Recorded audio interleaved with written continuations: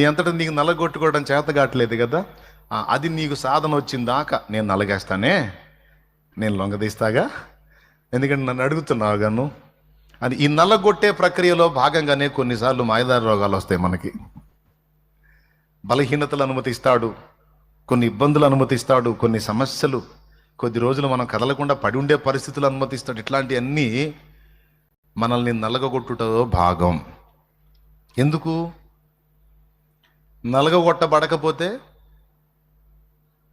భ్రష్టులమయ్యే ప్రమాదం ఉంది, నష్టపోయే ప్రమాదం ఉంది. అందుకే ప్రేమ గల దేవుడు నీకు చెప్తాడు, ఇదిగో నేను నేర్పుతా, కాస్త ఉపవాసాలు ఉండు, కాస్త బాడీని కంట్రోల్ చేయాలను, కొంచెం దానికి రోజు అప్పనంగా మేపుతుంటే ముప్పోట్ల తిని కొవ్వెక్కి ఎగురుతూ ఉంటుంది.